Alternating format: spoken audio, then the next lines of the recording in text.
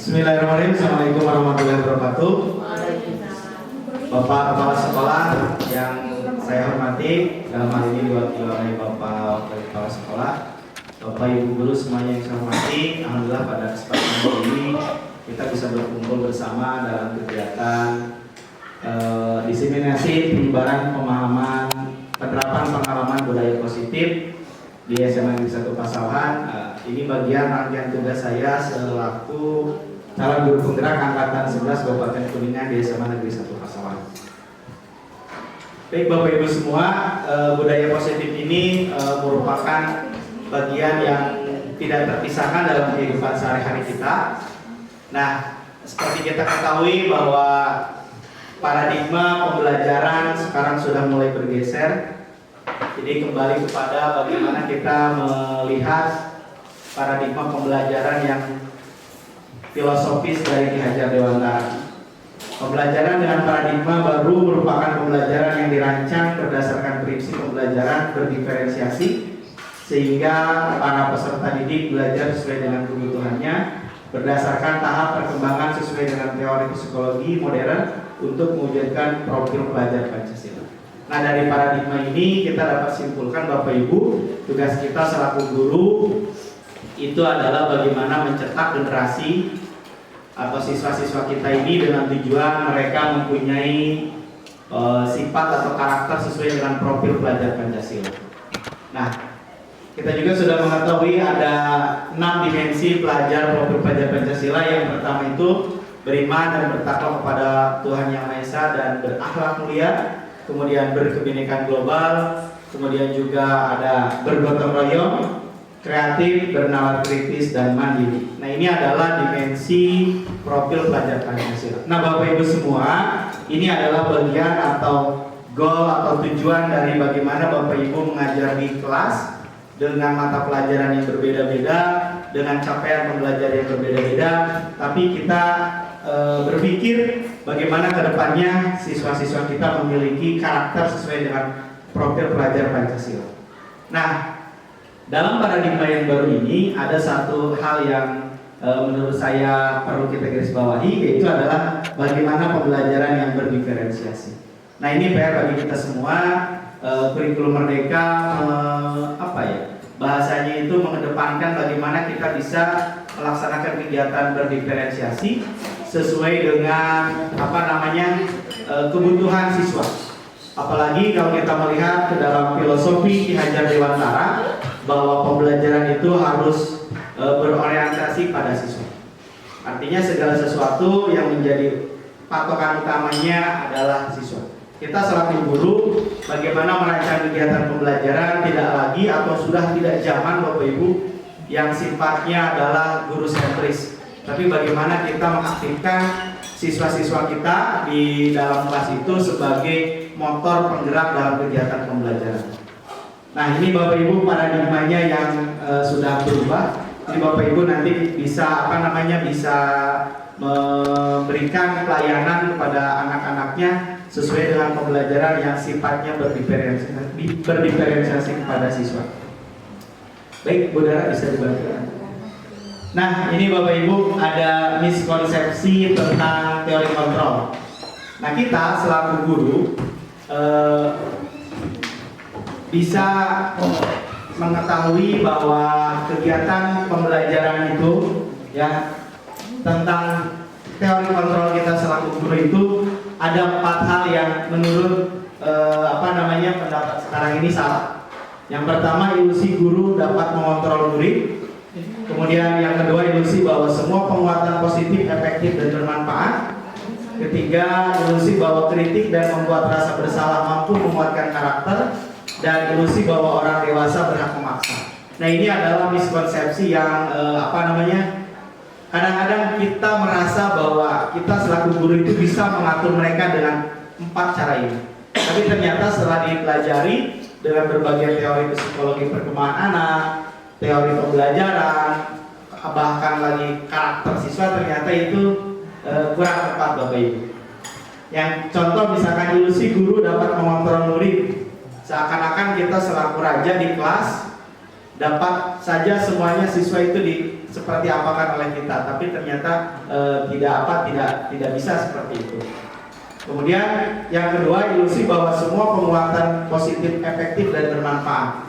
Nah ini penguatan yang dilakukan oleh Bapak Ibu guru, nah itu tidak serta-merta akan efektif dan bermanfaat, kecuali kalau motivasi intrinsik dari dalam siswanya itu muncul. Dan yang ketiga, ilusi bahwa kritik yang membuat merasa bersalah mampu menguatkan karakter. Nah ini kadang-kadang kita suka mendorongkan anak dengan harapan anak bisa berubah, tapi ternyata itu salah. Dan yang terakhir, ilusi bahwa orang dewasa berhak memaksa, dan ini juga kurang tepat Bapak Ibu ya. Jadi anak sudah punya keinginan, sudah punya cita-cita, bahkan ingin mereka punya, salah satunya nanti kita lihat di kebutuhan anak, ada juga yang sifatnya untuk bebas. Nah ini Bapak Ibu miskonsepsi tentang teori kontrol. Lanjut udah. Nah Bapak Ibu, yang akan kita bahas banyak dalam kesempatan ini adalah bagaimana kita menyebarkan budaya positif di sekolah kita dengan harapan budaya positif ini menularkan dan menjadikan karakter-karakter yang baik di peserta didik kita. Nah ini teori tentang disiplin. Nah, disiplin artinya mengacu pada disiplin diri yang memiliki tanggung jawab terhadap apa yang dilakukannya berdasarkan nilai-nilai yang diyakininya. Nah, kemudian juga disiplin positif merupakan salah satu cara penerapan disiplin yang bertujuan untuk menumbuhkan kesadaran, kemudian menumbuhkan pemberdayaan peserta didik tanpa imbalan atau penghargaan. Kadang-kadang kita masih memberikan imbalan kepada siswa dengan tujuan harapan siswa itu lebih baik. Tapi pada suatu saat teori ini ternyata gagal ketika imbalan itu menjadi ketagihan bagi anak-anak. Tapi akan berhasil ketika motivasi yang ada dalam diri anak itu muncul, sehingga mereka menjadikan kebiasaan itu menjadi sebuah karakter. Kemudian sebagai pendidik, tujuan kita adalah menciptakan peserta didik yang memiliki disiplin diri, sehingga mereka berperilaku mengacu kepada nilai-nilai kebajikan, universal, dan memiliki motivasi intrinsik dalam perubahan perilaku ke arah yang lebih baik. Nah ini Bapak Ibu yang kita harapkan semua sebagai pendidik, tujuannya menciptakan peserta didik memiliki disiplin diri sehingga mereka berperilaku mengacu kepada nilai-nilai kebajikan universal dan memiliki motivasi intrinsik dalam perubahan perilaku ke arah yang lebih baik. Nanti Bapak Ibu di kedepannya itu ada keyakinan kelas juga yang bisa Bapak Ibu terapkan dalam pembelajaran mata pelajarannya atau juga dalam kelasnya Bapak Ibu masing-masing. Bisa lanjut bisa. Nah ini Bapak Ibu, nilai-nilai kebajikan. Apa sih nilai kebajikan? Nilai kebajikan adalah nilai yang disepakati bersama, lepas dari suku, bangsa, agama, bahasa maupun latar belakangnya. Nah nilai-nilai kebajikan bisa mungkin kalau kita dulu mengenal norma, tapi nilai-nilai ini biasanya muncul karakternya lebih abstrak Bapak Ibu, sehingga ketika kita meyakini bersama, hal itu akan menjadi apa ya? Akan menjadi patokan kita, dasar kita untuk melakukan sesuatu. Nah ini contoh nilai kebajikan institusi atau organisasi. Nah kita di dunia pendidikan, seperti tadi disampaikan di awal bahwa tujuan pendidikan nasional yaitu salah satunya menciptakan para siswa itu memiliki profil atau karakter profil pelajar Pancasila. Nah seperti beriman dan bertakwa kepada Tuhan Yang Maha Esa, berakhlak mulia. Nah ini adalah salah satu nilai kebajikan. Kemudian berkebinekaan global, kemudian juga gotong royong, mandiri, kreatif, dan bernalar kritis. Itu adalah nilai-nilai kebajikan yang kita kita tahu merupakan dimensi profil pelajar Pancasila. Ada juga contoh dari salah satu sekolah yang di IB Primary program ini adalah bagaimana mereka itu menciptakan peserta didik itu mampu memiliki rasa atau sifat toleransi, rasa hormat, integritas, mandiri, menghargai, antusias, empati, keingintahuan, kreativitas, kerjasama, percaya diri, dan komitmen. Ini adalah kalau kita cermati, ini adalah nilai-nilai kebajikan yang kita meyakini semuanya itu adalah hal yang baik. Nah, kemudian ada juga contoh misalkan dari keterampilan hidup, bagaimana dapat dipercaya, ya jujur, kemudian lurus hati, pendengar yang aktif, kemudian tidak merendahkan orang lain dan memberikan yang terbaik dari diri.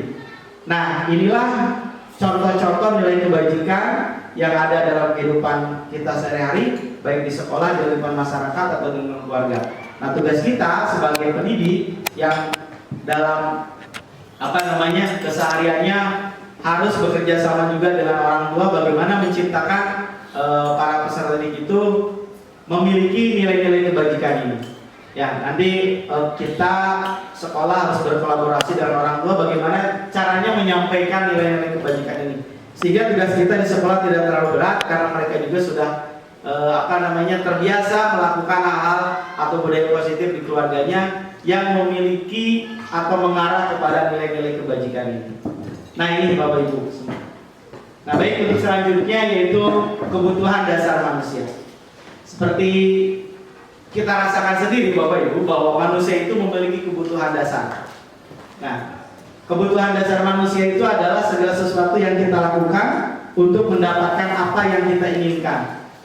Seluruh tindakan yang kita lakukan memiliki tujuan tertentu dan semua usaha terbaik yang kita lakukan adalah dalam rangka agar kebutuhan dasar kita terpenuhi dengan baik.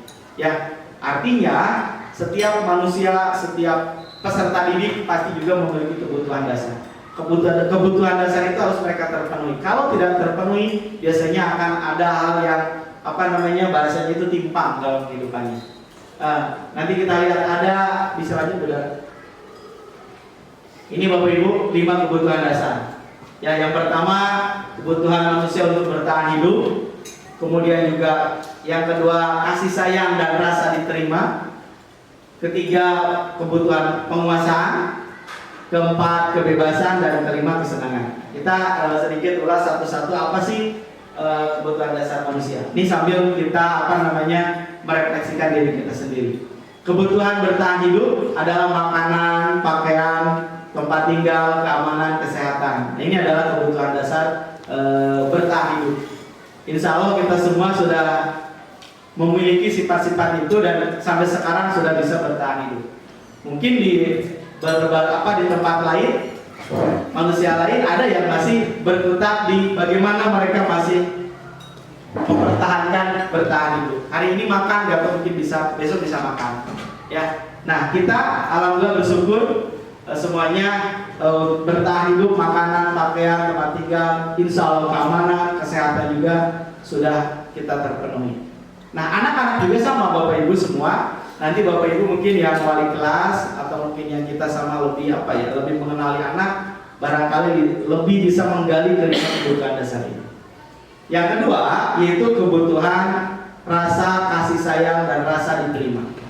Nah, ini biasanya contohnya itu rasa diterima, dipedulikan, dianggap, diaku itu diraih. Kemudian berbagi, bisa bekerja sama, menjadi bagian dalam kelompok. Ya, ini adalah kebutuhan dasar yang kedua yaitu kasih sayang dan rasa dapat diterima. Nah, kita bisa melihat anak-anak kita Bapak Ibu di kelas, ketika misalkan ada seorang anak yang murung, pendiam, itu bisa jadi atau bahkan mungkin yang lebih konkretnya adalah ketika anak dikucilkan ketika proses pembentukan kelompok di kelas. Nah, itu bagaimana anak itu bisa bisa down ketika misalkan dia kebutuhan yang keduanya tidak bisa terpenuhi. Maka tugas kita adalah selaku pendidik, selaku guru, bagaimana kita merangkul mereka, kemudian mencoba mencari permasalahannya di mana dan mudah-mudahan bisa memberikan solusi yang terbaik bagi mereka. Yang ketiga Bapak Ibu yaitu kebutuhan dasar manusianya itu penguasaan. Penguasaan itu kekuasaan. Ya, kalau dalam negara sekarang yang sedang hangat misalkan politik itu identik dengan kekuasaan. Harga diri, keinginan untuk dianggap, memimpin, berprestasi, diakui, didengar. Ya, ini adalah penguasaan. Itu naluriah. Setiap manusia memiliki kebutuhan itu, ya. Jadi Bapak Ibu penting salah satu untuk penguasaan ini. Dan yang keempat, kebebasan. Nah, ini biasanya yang paling banyak ditanya, Kak, apa yang paling banyak keinginan siswa kita itu ada di sini. Nomor 4 dan nomor 5. Bagaimana mereka ingin bebas? Ya, kalau ditanya apa keinginannya, biasanya jawabnya jam kos Pak, jam kosong. Bebas mereka ini, ya. Nah, tapi kita selaku pendidik tidak bisa terus mengikuti keinginan para siswanya. Nah, kebebasannya kita harus arahkan. Nah, tapi pada dasarnya kebebasan itu ketika kita diarahkan mendorong untuk mereka memiliki sifat mandiri, bebas memilih. Kalau misalkan di kelas 11 dan 12 atau mungkin bahkan dari kelas 10 sudah ditanya nanti setelah beres sekolah apakah mau kerja atau mau kuliah. Ketika misalkan mau kuliah, mau ke jurusan apa, universitas apa. Nah, kebebasan itu diberikan kepada anak, ya, sehingga mereka mampu memiliki pilihan-pilihan dan mungkin mencoba hal baru yang belum sama sekali mereka dapatkan. Nah, bisa jadi misalkan Bapak Ibu ketika di dalam kelas itu mencoba kegiatan pembelajarannya yang di luar kebiasaan, misalkan mencoba membawa anak keluar. Biasanya itu psikologis anak itu ketika di dalam kelas itu akan berbeda ketika ayo nak semua kita belajar di luar, itu akan berbeda, ya. Terlepas nanti kita misalkan di luar mencapai materi apa yang ada dengan kaitannya dengan mapel kita, tapi ketika anak dibawa belajar di luar kelas itu pasti memiliki rasa kabungah atau antusias dari anak.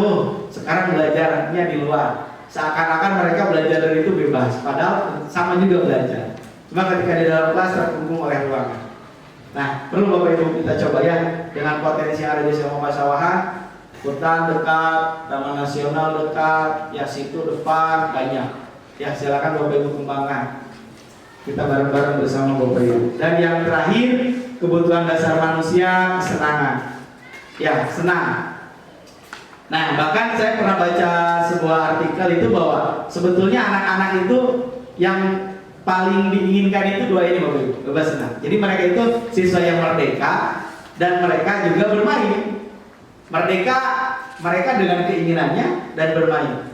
Ya, mungkin Bapak Ibu pernah mengalami, kalau saya dulu nggak pernah ke TK, Bapak Ibu yang pernah waktu kecil kan ke TK ya, itu kan taman anak-anak. Tapi ketika saya punya anak itu, yang pertama itu ketika pulang dari TK itu banyak bawa PR gitu. Lalu kadang-kadang bertanya juga gitu, taman bermainnya bermain di mana gitu kan.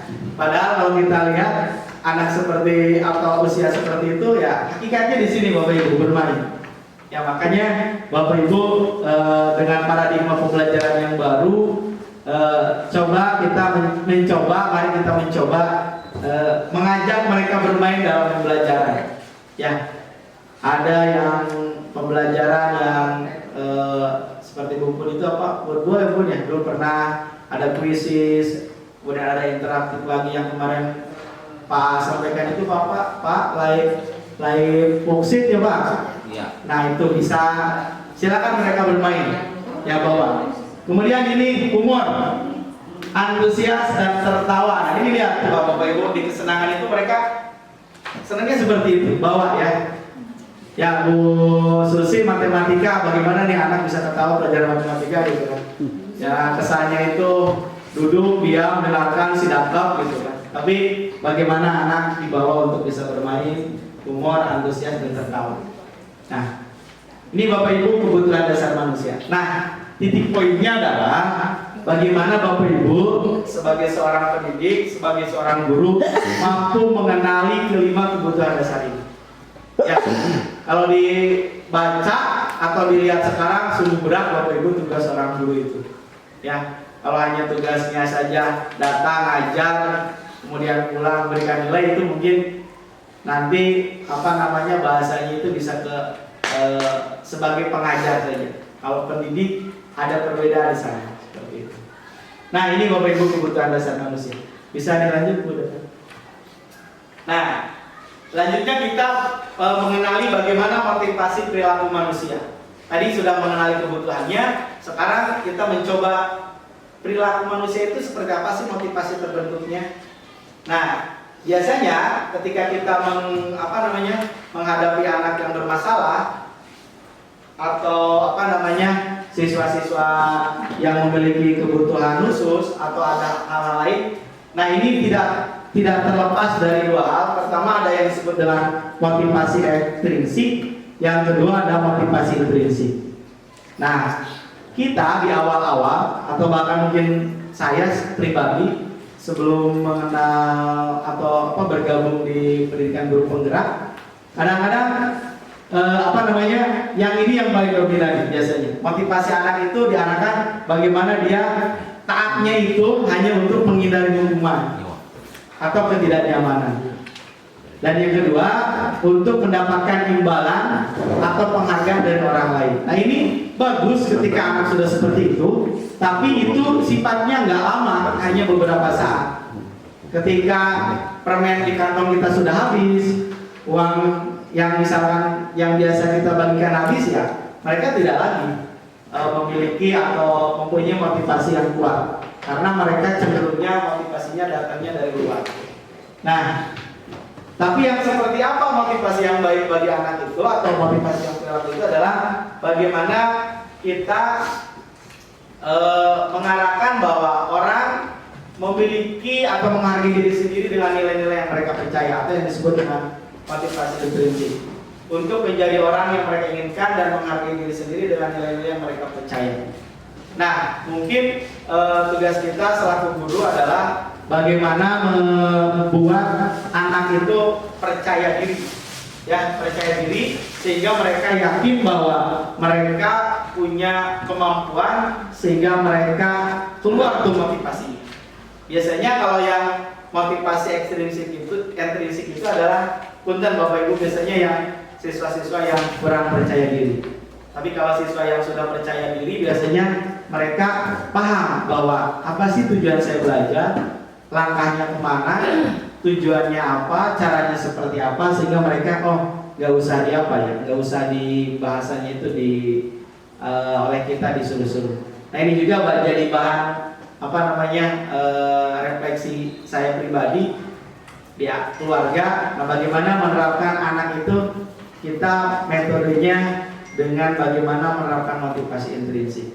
Ya, misalkan Bapak Ibu menyuruh anaknya, "Neng, lakukan itu, nanti sama mama papa kasih uang." Nah, itu salah satu nanti anaknya di sini Bapak Ibu, motivasi intrinsik. Tapi bagaimana anak diajak ngobrol, diberikan tanggung jawab sehingga mereka paham, oh iya, tugas saya setelah bangun tidur adalah misalkan membereskan tempat tidurnya, kemudian setelah itu anak diberi tugas misalkan menyapu dan lain sebagainya, bahkan mungkin ada yang sudah mencuci pakaiannya sendiri.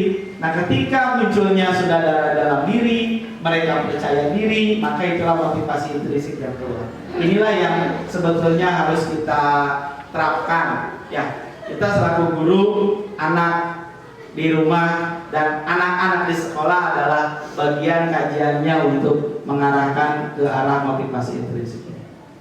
Lanjut kita. Nah, selanjutnya kita akan membahas apa hukuman, konsekuensi, dan restitusi. Nah, ini biasanya kita mengangkat Bapak Ibu dalam kehidupan sehari. Nah, yang bagi saya sebelum CGP restitusi tidak pernah mengenal. Tapi dengan adanya guru penggerak, saya mengenal ada restitusi. Ya. Nah, kita lihat Bapak Ibu, apa sih hukuman? Hukuman itu tidak terencana, datangnya tiba-tiba, murid tidak tahu apa yang akan terjadi dan tidak dilibatkan. Kemudian bersifat satu arah saja dari guru biasanya, dan juga berupa hukuman fisik atau psikis. Nah, ini yang sudah harus kita tinggalkan Bapak Ibu, hukuman dalam kegiatan pembelajaran di kelas dan juga hukuman dalam kegiatan budaya bersih di sekolah. Konsekuensi terencana, disepakati secara aturan, murid tetap dibuat tidak nyaman, sikap guru selalu mengontrol murid. Nah, ini biasanya yang kalau kita lihat sepertinya kita sudah melakukan hal yang benar. Karena anak diajak ngobrol dulu, tahu konsekuensinya, kalau misalkan melakukan ini, tapi pada dasarnya mereka dibuat tidak nyaman. Kenapa seperti ini? Kalau kita kembali ke teori ke slide yang tadi, itu ada karena motivasinya belum dari dalam diri, masih takut untuk menghindari dan lain sebagainya. Nah, dan yang ketiga ini yang baru saya pahami ini, restitusi, proses menciptakan kondisi bagi murid untuk mengakui kesalahannya dan memperbaikinya. Kemudian proses yang kolaboratif, mengajarkan murid untuk mencari solusi sendiri. Nah, ini kebanyakan yang mungkin kalau kita di SMA agak sedikit nyambung Bapak Ibu, tapi saya ngobrol dengan yang lain yang di guru-guru SD itu luar biasa, sangat sulit gitu kan. Didekati sama guru saja kadang-kadang alasannya seperti apa, nggak bisa ngobrol atau apa, nggak bisa keluar. Tapi ketika kita di SMA, ketika anak ditanya kenapa kamu melakukan itu, insya Allah bisa menjawab. Kemudian kita baru nanti di sana berdiskusi untuk mencari solusinya, bagaimana memperbaikinya, dan yang paling penting anak akan punya rasa mengetahui, oh yang saya lakukan itu salah dan harusnya seperti ini. Ini yang restitusi Bapak Ibu. Kemudian bisa dilanjutkan udah. Nah ini Bapak Ibu 5 posisi kontrol guru. Yang pertama, guru itu ada yang posisinya seperti penghukum, kemudian ada sebagai teman, ada sebagai pembuat merasa bersalah, ada yang pemantau, dan ada yang manajer. Nah, kita refleksikan Bapak Ibu kepada diri kita sendiri, kita ada di bagian yang mana nih? Kalau saya pribadi itu kebanyakannya di sini Bapak Ibu nih, pemukul, pembuat merasa bersalah. Tapi mudah-mudahan dengan seiring waktu kita berubah, kita akan menjadi semuanya yang paling, menurut teori itu adalah yang paling efektif adalah sebagai manajer. Nah, jadi penghukum itu seperti apa, membuat merasa bersalah seperti apa, teman seperti apa, pemantau seperti apa, dan manajer itu seperti apa. Ya, bisa dilanjut udah. Yang pertama adalah penerapan 5 posisi kontrol guru. Kasus siswa tidak memakai seragam lengkap misalkan. Nah, ketika kita sebagai seorang guru penghukum, biasanya mereka siswa yang bersalah karena tidak memakai seragam lengkap langsung kita hukum. Hormat pada bendera atau lari keliling lapangan berapa puluh putaran. Nah, ini adalah posisi kontrol kita sebagai penghukum. Nah, kemudian yang kedua, membuat rasa bersalah. Nah, ini biasanya anak dibuat oleh kita itu seperti yang bersalah. Contoh misalkan, berapa kali Bapak Ibu harus memberitahu kamu selalu saja mengecewakan Bapak Ibu. Artinya anak akan merasa bahwa oh iya gara-gara saya ternyata jadi seperti ini. Nah, ini yang dalam teori kontrol itu kurang baik Bapak Ibu. Seperti itu. Nah, yang ketiga, Bu, lanjut. Ini adalah posisi teman dan posisi pemantau. Nah, kasusnya masih sama, siswa tidak pakai seragam lengkap. Kemudian contoh-contoh kata-katanya mungkin bisa dilihat seperti ini, baca. Ayo dong ikuti aturan sekolah. Tolong bantu ibu bapak yang sekali ini saja. Ya, tapi karena ada sifat rasa temannya, ya sudah tidak apa-apa. Lain kali jangan sampai berbuat seperti ini. Itu menunjukkan adanya kedekatan antara guru dan murid. Tapi pada satu saat, pada satu sisi, kesalahan itu pasti akan terulang. Kalau belum sampai ke arah kita mencari solusi. Dan yang keempat adalah posisi pemantau. Ya, kamu sudah melanggar peraturan sekolah, kamu tahu konsekuensinya. Nah, ini konsekuensi seperti yang tadi. Jadi tetap anak tidak nyaman karena anak melakukan kesalahan harus seperti apa.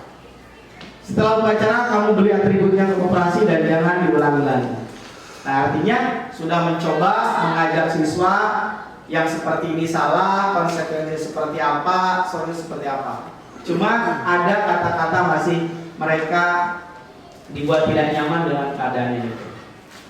Dan yang terakhir yaitu posisi manajer. Nah, ini. Nah, biasanya kalau seorang manajer itu bagaimana pemimpin yang baik itu mengetahui bahasanya itu seluk-beluk atau asal-usul atau kenapa siswa melakukan seperti itu dan lain sebagainya. Nah, jadi seorang manajer itu biasanya memanggil dan menanyakan apa kesalahan kamu atau apa kesalahan yang sudah dibuat olehmu. Ditanyakan dulu ke anak. Itu meyakinkan bahwa anak sudah melakukan kesalahan. Dan yang paling penting, kira-kira bagaimana kamu memperbaiki kesalahan? Ya, Bapak Ibu, nah ini yang manajer. Jadi tadi kembali ke yang tadi bahwa ditanyakan kesalahannya dan juga bagaimana memperbaiki kesalahan yang terjadi. Nah ini Bapak Ibu, 5 penerapan posisi kontrol. Kita refleksi Bapak Ibu, kira-kira Bapak Ibu ada di posisi yang mana? Yang mangga silakan jawab oleh Bapak Ibu sendiri sebagai langkah perbaikan ke depannya. Kemudian selanjutnya Bu. Nah, selanjutnya ini tentang keyakinan kelas. Bagaimana anak atau apa namanya percaya dirinya muncul, nilai-nilai kebajikan di dalam kelas itu ada. Salah satunya dengan keyakinan kelas. Nah, keyakinan kelas itu sedikit berbeda dengan peraturan kelas. Atau mungkin kalau kita sematkan satu lagi, ada keyakinan kelas, ada kesepakatan kelas, dan ada aturan kelas. Nah, itu dari ketiga, pertama aturan, kemudian kesepakatan dan keyakinan itu memiliki dimensi yang berbeda. Kalau aturan itu biasanya cenderung dari atas ke bawah, atau misalkan kita guru ke siswa, biasanya kata-katanya negatif. Ya, jangan, tidak boleh, itu adalah aturan. Nah, tapi yang diharapkan dalam budaya positif adalah bagaimana Bapak Ibu dalam pembelajaran di kelas dalam mapelnya masing-masing, atau Bapak Ibu wali kelas itu mampu mengakomodir keinginan para siswanya. Kira-kira nanti dia kalau di kelas itu nyamannya seperti apa, enaknya seperti apa. Maka ditanya bagaimana keinginan siswanya. Nah, ketika keinginan siswanya sudah ada, nah nanti setelah itu baru kita sepakati bersama Bapak Ibu, ya, sepakati bersama bahwa apa namanya kesepakatan itu sudah disepakati dan diterapkan dalam kehidupan di kelas itu. Nanti Bapak Ibu bisa dicoba dibuat di kelasnya masing-masing atau di pelajarannya masing-masing. Kemudian kalau wali kelas silakan tempel. Ya, kesepakatan kelas misalkan 10-2. Nanti aku tempel biar anak nanti ketika ada yang bermasalah kembali lagi ke kesepakatan. Nah, contoh Bapak Ibu, boleh mulai.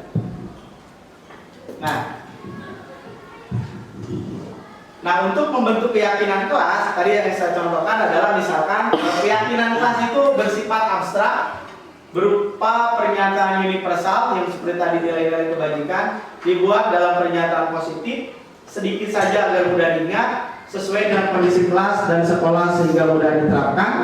Kemudian semua warga sekolah atau kelas dilibatkan dalam membuat keyakinan kelas. Nah, misalkan contoh Bapak Ibu, misalkan tidak boleh membuang sampah sembarangan.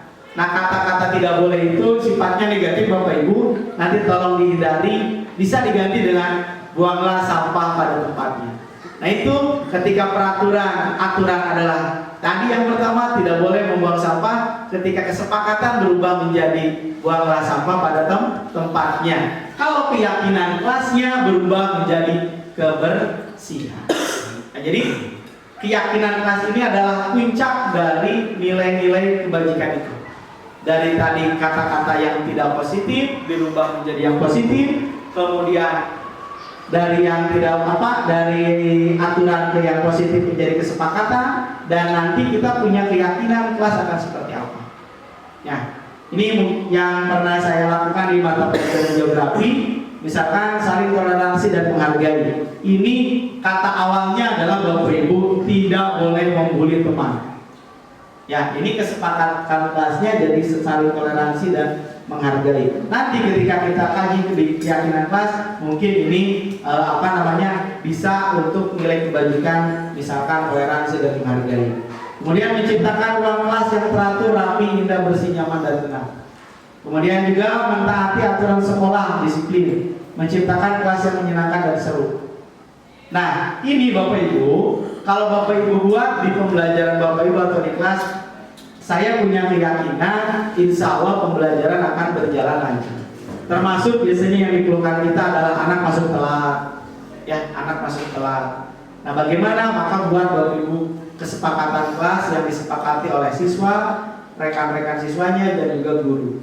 Sehingga nanti ketika dalam pembelajaran, oh iya, Kalau ada anak yang terlambat sekian menit setelah guru masuk, konsekuensinya atau apa? Itu kalau berbicaranya tadi di konsekuensi. Tapi kalau kita berbicara keyakinan, panggil anaknya, kamu merasa bersalah? Iya. Apa yang dilanggar keyakinan kelas? Disiplin. Kenapa? Karena saya tidak bisa masuk tepat waktu. Apa selanjutnya yang harus kamu lakukan? Saya harus datang tepat waktu. Ditanya lagi, kenapa kamu terlambat? Jajan banyak. Tanya lagi kenapa? Misalkan, oh ternyata masalahnya ketemu, kantinnya misalkan kurang.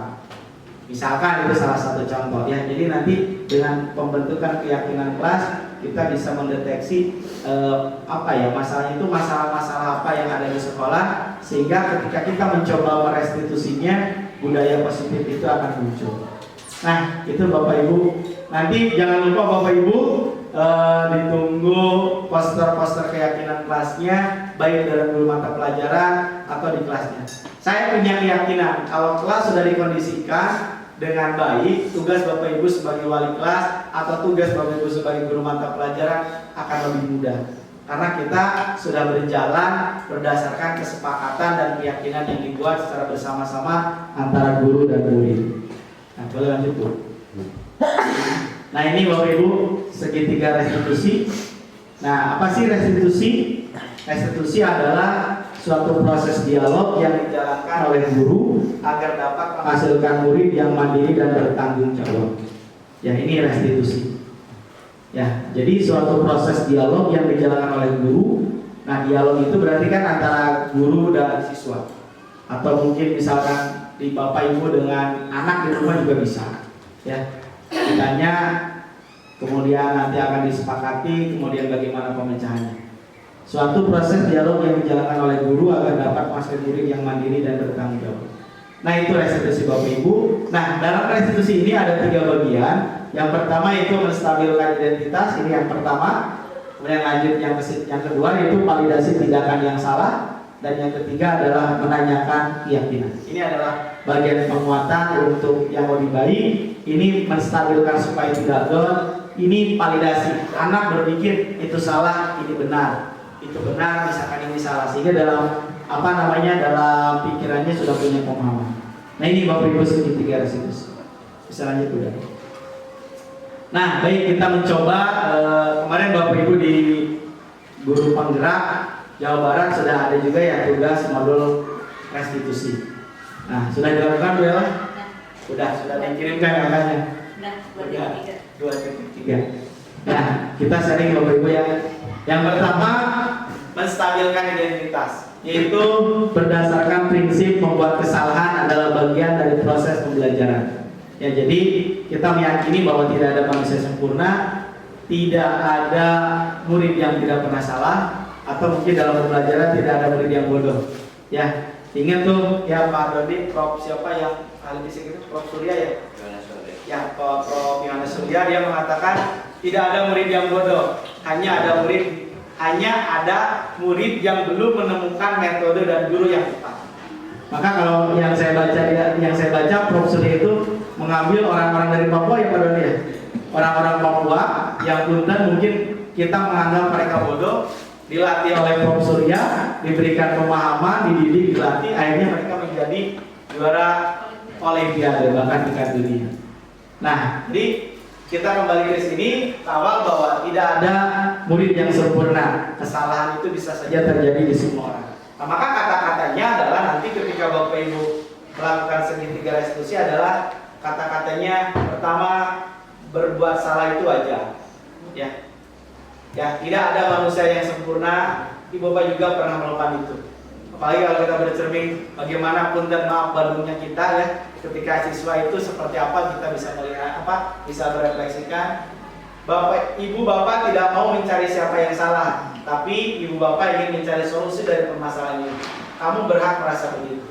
Nah ini bagaimana menstabilkan? Artinya anak yang sudah salah ya. Anak yang sudah salah tidak dibuat down lagi oleh kita, tapi kita raih ya dia salah, jangan kita lagi dengan teori tadi yang pertama penghukum, udah makin down. Maka kita stabilkan bahwa tadi prinsipnya berdasarkan prinsip membuat kesalahan adalah bagian dari sebuah proses pembelajaran. Nah ini ya Bapak Ibu. Yang kedua, Bu bisa dilanjut, yaitu berdasar validasi tindakan yang salah. Ya, validasi tindakan yang salah.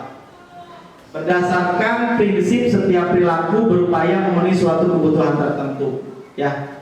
Nah, jadi kita lihat anak itu kenapa melakukan itu? Pasti dia punya apa? Punya alasannya.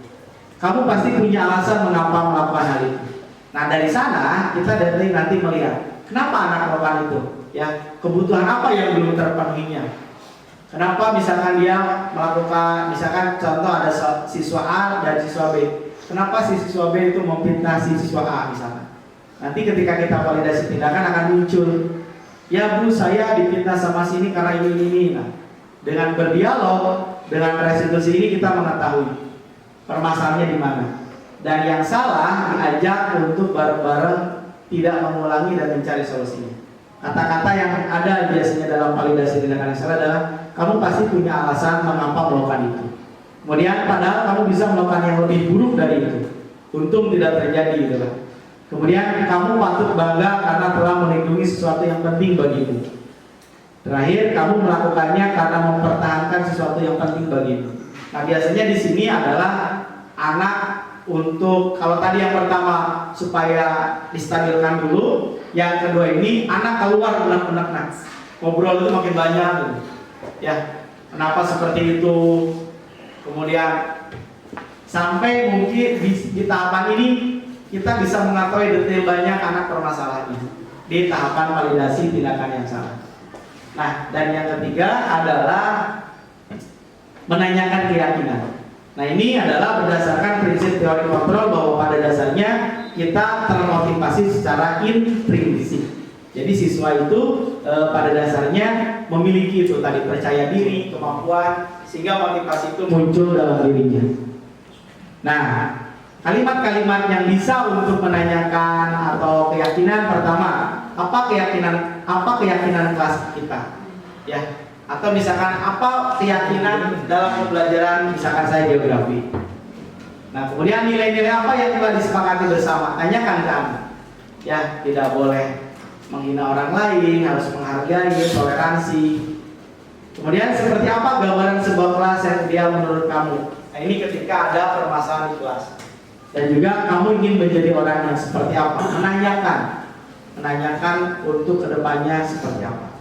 Nah, ini Bapak Ibu, 3 tahapan dalam segitiga restitusi. Yang pertama menstabilkan identitas, yang kedua validasi tindakan yang salah, dan yang ketiga menanyakan keyakinan. Nah, ini yuk kita coba bareng-bareng ketika ada permasalahan di pembelajaran atau di sekolah, kita mencoba dengan segitiga restitusi ini. Saya yakin ketika anak ditanya dan ngobrol, mereka akan lebih baik dan tidak bahasanya tidak sembunyi-sembunyi atau tidak, bahasanya itu tidak keluar lah, tidak terpendam. Nah, ini Bapak Ibu segitiga restitusi. Selanjutnya Bunda. Nah, ini contoh penerapan segitiga restitusi yang sudah saya lakukan. Ada anak yang pertama yang kesiangan, kemudian yang tidak masuk kegiatan ekskul pramuka. Saya coba gali, ternyata yang kasus di saya itu ada yang satu yang kesiangan. Ternyata setelah diselidiki kenapa anak itu selalu kesiangan, ternyata pertama gara-gara bangunnya siang, dan yang kedua ternyata dalam satu keluarga itu keluarganya banyak, sedangkan tempat mandinya kurang gitu, sehingga mereka kesiangan. Tapi saya meyakinkan bahwa meskipun banyak dan tempat mandinya kurang, ketika anak punya keyakinan bahwa saya akan sekolah dan juga memiliki tugas sekolah, maka kita yakinkan bagaimana anak itu supaya bisa bangun lebih pagi. Nah, kemudian juga yang kedua ini kasusnya kelas 12 juga berkaitan dengan ekskul, tidak hadir karena alasannya dia sudah kelas 12, sudah ada kelas 11 yang melatih. Tapi pada dasarnya tidak seperti itu. Nah, bisa lanjut. Nah, Bapak Ibu silakan untuk merefleksikan dalam bentuk Padlet. Ya, bisa di scan Bapak Ibu untuk itunya. Ya. Bisa di-scan nanti sebagai kita refleksi dan juga sebagai tanya jawab. Ya, baik Bapak Ibu, terima kasih sudah mengisi refleksi yang tadi di-scan barcode dari Padlet. Terima kasih, ini sudah ada masuk dari Bapak Ibu semua. Nah, ini tadi saya membuat pertanyaan refleksinya, yaitu setelah mengikuti pemaparan tentang disiplin positif, kira-kira menurut Bapak Ibu kegiatan positif apa yang perlu diadakan di SMA Negeri 1 Pasawahan? Ya, misalkan ada dari Ibu Susi memberikan penghargaan pada teman sebaya ketika meraih prestasi sehingga teman lainnya bisa termotivasi untuk turut meningkatkan prestasinya. Terima kasih Bu Susi. Kemudian juga ada Pak A, nih luar biasa, tadarus berjamaah setiap awal pembelajaran. Sudah mulai 1 tahun hatam. Kayak program lain sudah mulai 1 tahun di umrohkeun juga. Ya. Kemudian Ibu Bubun menciptakan iklim dan budaya kelas yang positif seperti peningkatan kesadaran siswa terhadap pentingnya kebersihan kelas, kolaborasi dalam dan menghargai perbedaan untuk menghindari bullying dan menciptakan pembelajaran yang melibatkan keaktifan seluruh siswa. Nah, ini nanti Ibu Bubun mungkin kalau saya memberikan sedikit saran ya di pelajaran Ibu Bubun atau nanti di kelas bisa nanti pembuatan keyakinan kelas secara lebih spesifik. Kemudian Pak Agung menumbuhkan rasa dan disiplin tentang bersih itu sehat. Kemudian Ibu Ajeda ngobrol asik ya ini dengan siswa sambil menyadarkan hakikat pentingnya disiplin positif dan memberi waktu untuk proses lebih baik lagi. Nah, ini mungkin Bu Eda, Bu Haji lebih kepada memberikan ruang kepada siswa untuk diajak ngobrol. Ya, Pak Arul, apalagi kalau di tambahan kopinya ketika ngobrolnya. Saya itu. Pak Jenderal, suasana pembelajaran yang representatif. Kemudian ada dari buahan sesuai dengan ketentuan yang ditetapkan di sekolah. Pak Amin ini ajak makan bareng seperti yang guru karyawan siswa makan lah ya. Siswa bersama di momen tertentu agar kebersamaan terjalin baik. Kemudian juga Bu Titin mencintai dan melestarikan lingkungan sekolah. Tapi Bapak Ibu mungkin sedikit dari saya berkaitan dengan budaya positif, melihat situasi kondisi sekarang ini bahwa kita di sekolah kita itu sekolah adiwiyata, tapi kalau kita jujur pada diri sendiri, terutama dalam sampah kita masih belum menemukan solusi yang terbaiknya. Ya, seperti itu. Jadi mungkin bahan kedepannya karena tadi ada beberapa guru yang menyampaikan pentingnya kebersihan. Jadi bisa nanti Bapak Ibu dengan kegiatan yang dilakukan, misalkan dengan piket sebelum pembelajaran, terutama ketika sudah pembelajaran kondisi sekolah kita berbeda dengan sekolah yang lain karena berbatasan dengan Taman Nasional, jadi selalu ada makhluk ekor panjang datang gitu kan. Jadi seperti acak-acak ya Bapak Ibu. Jadi mungkin nanti piketnya bisa setelah pembelajaran. Bisa digalakan Bapak Ibu karena ada waktu kurang lebih 15 menit untuk kegiatan piket bersama sebelum pulang. Nah, itu kemudian juga nanti hal-hal lain yang bisa kita sepakati bersama berkaitan dengan budaya positif. Pada intinya bahwa budaya positif itu untuk memberikan memberikan pembelajaran kepada siswa bagaimana mereka belajar, kemudian juga mereka memiliki karakter yang sesuai dengan budaya-budaya nilai-nilai baik yang ada di sekolah. Nah, itu mungkin Bapak Ibu, terima kasih atas refleksinya dalam keadaan ini. Sebelum nanti kita tutup, saya memberikan kesempatan Bapak Ibu barangkali ada yang mau bertanya. Mangga dipersilakan, ada yang bertanya? Oh ya, Bu Pun, mangga.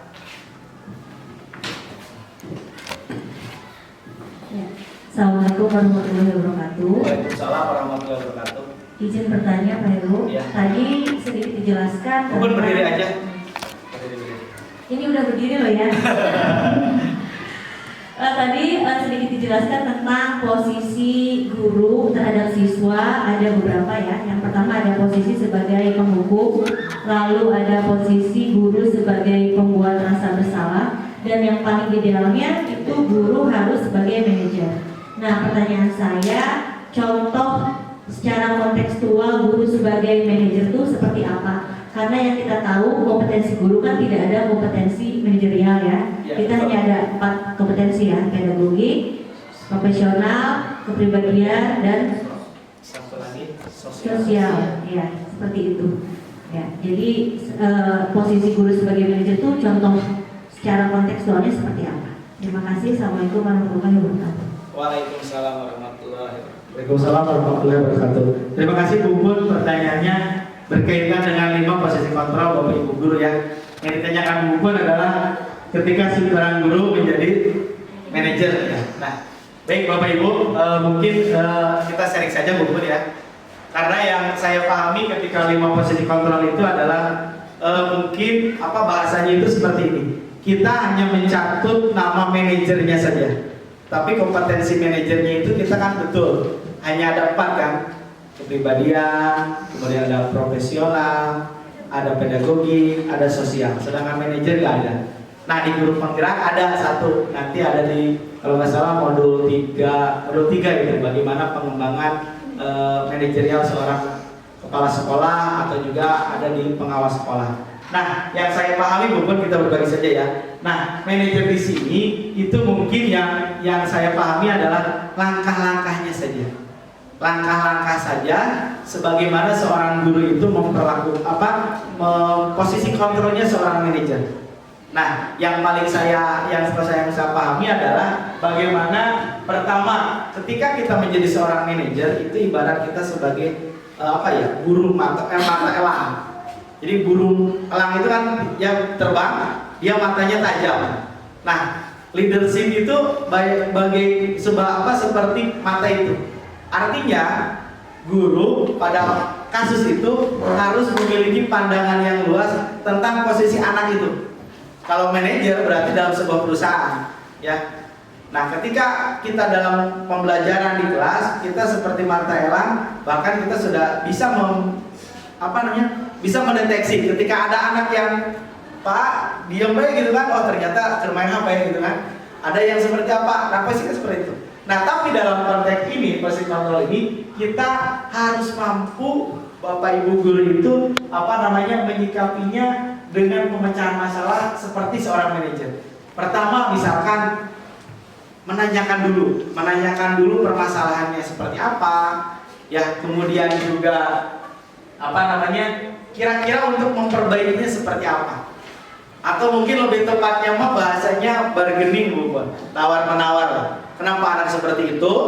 Kemudian anak mengungkapkan alasannya, yuk kita bareng-bareng cari solusinya. Nah, kemudian anak bisa berubah.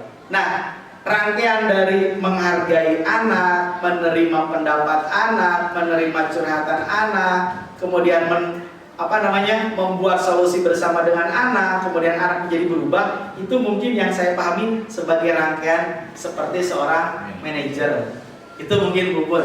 Barangkali ada tambahan dari yang lain, Ibu Resa mau menambahkan? Ya, atau yang lain? Ya, itu mungkin Bu Bun. Ada lagi yang lain Bapak Ibu? Mangga. Karena waktu istirahat masih lama. Ada lagi mau menambahkan? Silakan Bapak Ibu tentang ini barangkali atau mungkin pertanyaan lain. Pak Aru mau bertanya? Mangga.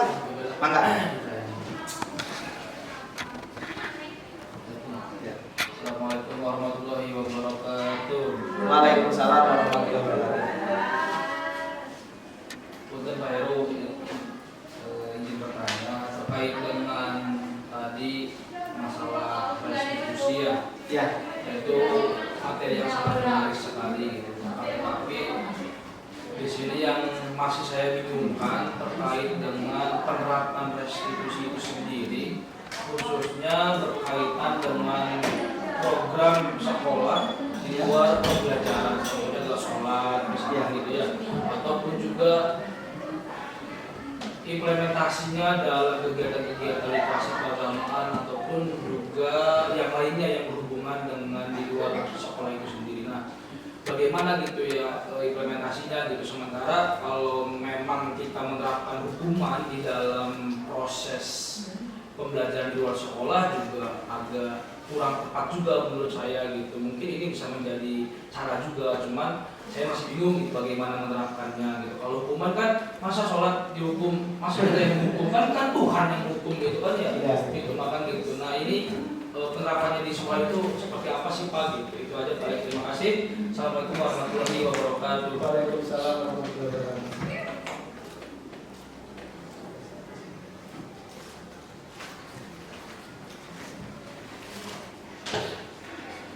Ya, terima kasih Pak Arul.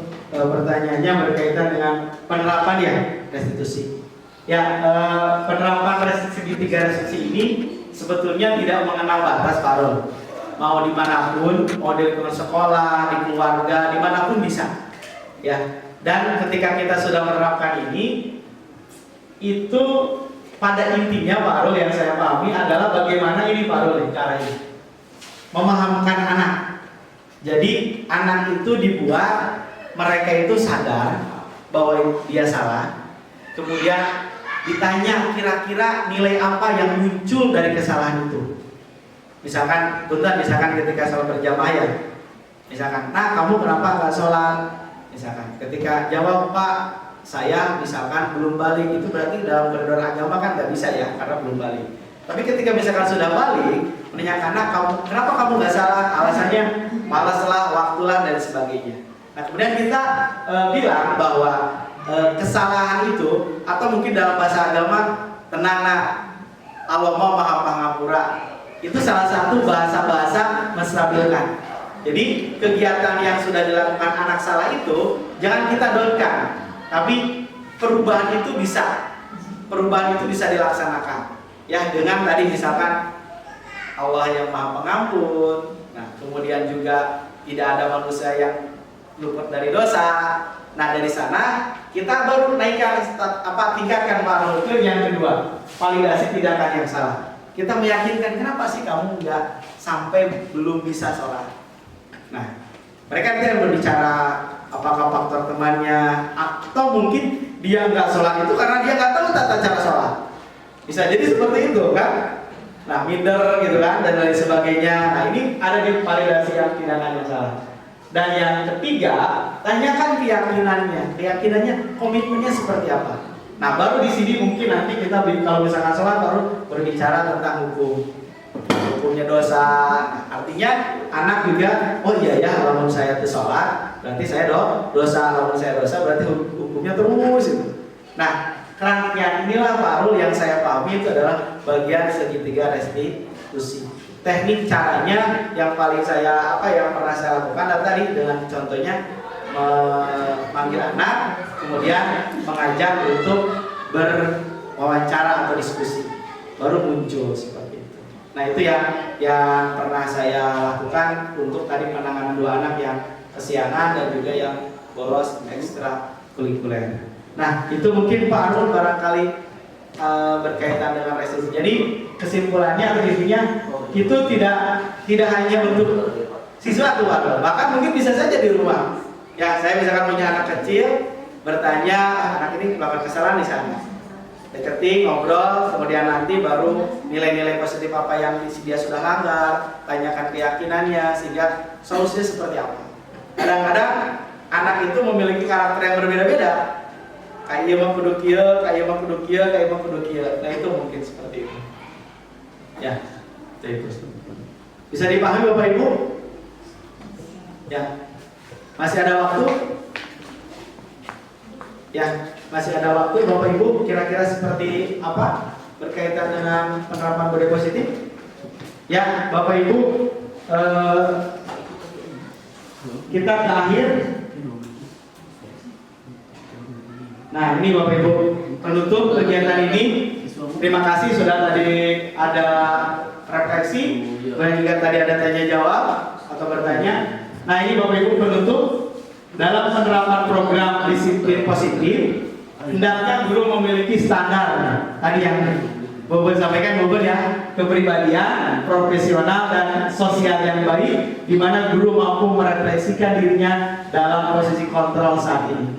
Bagaimana perjalanan dirinya sebagai manajer yang menuntut murid-muridnya menjadi insan yang mandiri, merdeka dan bertanggung jawab menurut standar nasional pendidikan. Saya kalau baca ini Bapak Ibu luar biasa berat yang tugas jadi seorang guru. Kalau melihat kata-kata ini. Kenapa? Kita lihat Bapak Ibu memiliki standar kepribadian, kemudian profesional, sosial. Ini tidaklah ada satu lagi pedagogiknya, nggak ada. Ya, jadi mari kita bareng-bareng Bapak Ibu ya, sama, tidak ada manusia yang sempurna, kemudian tidak ada waktu terlambat. Kita mencoba merangkai ulang kata-kata tugas kita sebagai guru dengan 3 kompetensi itu: kompetensi kepribadian, bagaimana kita sebagai teladan, ya ada istilah guru digugu jeung ditiru, ya gitu. Jadi kadang-kadang kita itu kalau misalkan melihat seperti itu seperti apa ya? Seperti artis ya.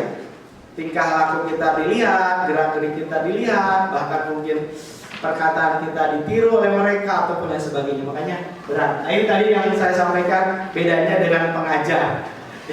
Pengajar beda. Kemudian kompetensi profesional dan juga sosial.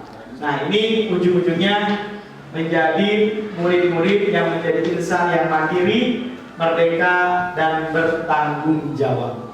Nah, itu Bapak Ibu sebagai penutup. Kemudian yang terakhir, saya titip pesan kepada Bapak Ibu karena sedang dalam proses berikan guru penggerak, semoga cepat beres. Tapi kalau cepat kan ada program ya sampai bulan Desember. Ini ada motto guru penggerak itu tergerak, bergerak, menggerakkan. Jadi tergerak dulu Bapak Ibu untuk melakukan perubahan, lalu actionnya dalam kehidupan sehari-hari dan menggerakkan bagi diri sendiri dan syukur-syukur untuk rekan-rekan yang lain. Terima kasih Bapak Ibu atas perhatiannya. Kurang lebih 1 jam lamanya kita ngobrol bareng. Ya, Bapak Ibu telah meluangkan waktu, bertukar pikiran, kemudian juga bertukar pendapat, gagasan dan lain sebagainya. Terima kasih Bapak Ibu semuanya atas perhatiannya. Semoga kegiatan hari ini bermanfaat bagi saya dan juga bagi Bapak Ibu semua. Kurang lebihnya saya mohon maaf. Billahi taufiq wal hidayah. Assalamualaikum warahmatullahi wabarakatuh.